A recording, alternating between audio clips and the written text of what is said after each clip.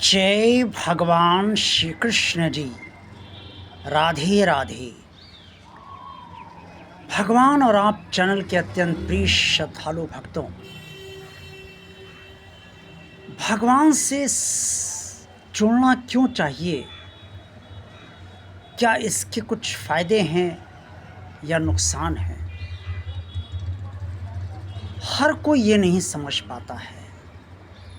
ये युग है कि समझने का प्रयास नहीं करता है।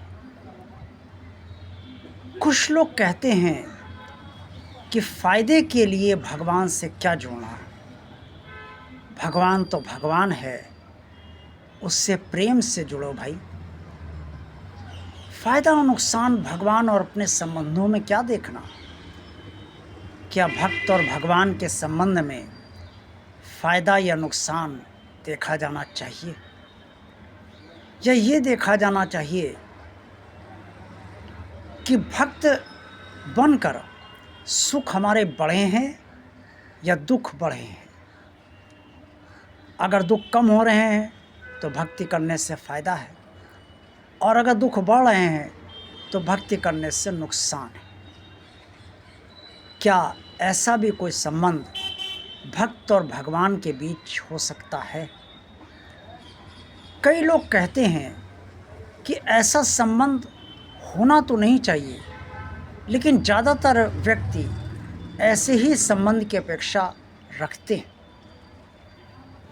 वो भगवान को पसंद तो करते हैं, लेकिन वो ये भी चाहते हैं कि भगवान उन पर मुसीबत ना आने दे, और अगर मुसीबत आ ही गई है तो फिर उसका संपूर्ण निवारण वो तुरंत कर दे, और उस तरह से कर दे जिस तरीके से वे चाहते हैं। लेकिन ऐसा जब नहीं होता है तो फिर यही बात आ जाती है कि क्या फ़ायदा है, क्या नुकसान है भगवान से संबंध रखने में, भक्ति करने में या ना करने में। भाग्य बराबर काम करता है, चाहे आप भगवान से जैसे भी संबंध रखें, चाहे फ़ायदे और नुकसान के रखें, चाहे भक्त और भगवान के रखें, चाहे भक्ति करें या ना करें, और चाहे भगवान से आप कोई संबंध ना रखें। लेकिन जो जिसका भाग्य होता है वो बराबर सब पर प्रभावी तब तक रहता है जब तक व्यक्ति जीवित रहता है।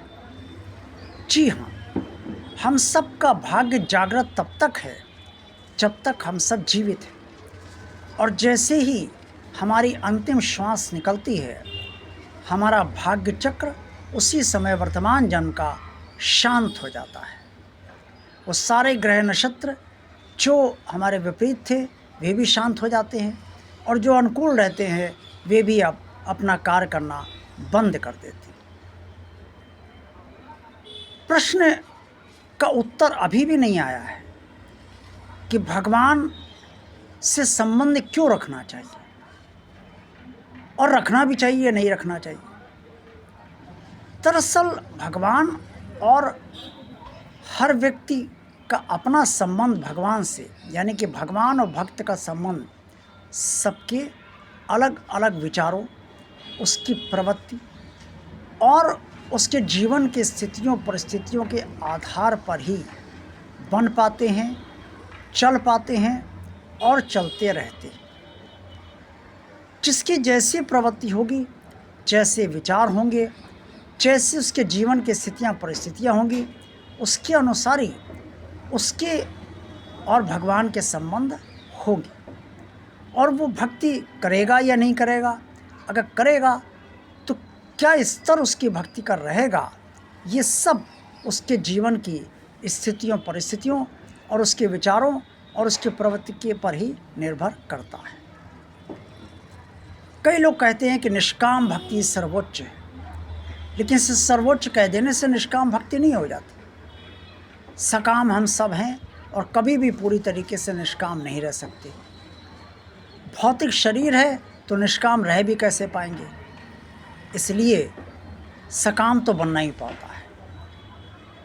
कर्तव्य हैं, दायित्व हैं, उत्तरदायित्व हैं, उन्हें भी संपूर्ण करना है, तो सकाम तो बनना ही पड़ेगा। धनोपार्जन करना है, सकाम बनना ही पड़ेगा। पालन पोषण अपना परिवार का करना है, सकाम बनना ही पड़ेगा। समाज में रहना है, समाज के साथ चलना है, सकाम बनना ही पड़ेगा। तो इसलिए हमें ये कहना कि हम निष्काम भक्ति कर लेंगे लगभग असंभव है, और सकाम भक्ति करेंगे ये भी गलत है। तो बीच का रास्ता निकालना चाहिए कि ना तो हम बहुत ज़्यादा सकाम हों, ना बहुत ज़्यादा निष्काम।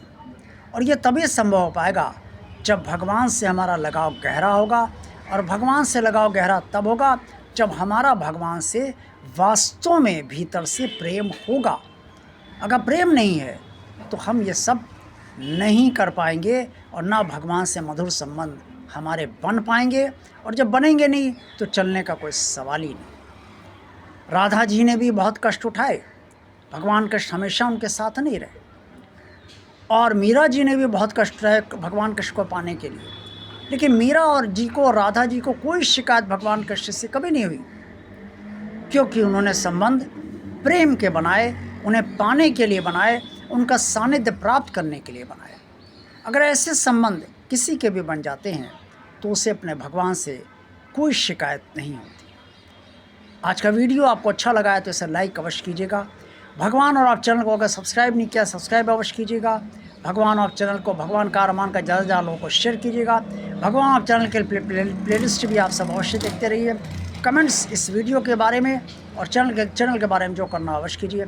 आप सबका कल्याण हो। जय भगवान श्री कृष्ण जी। राधे राधे।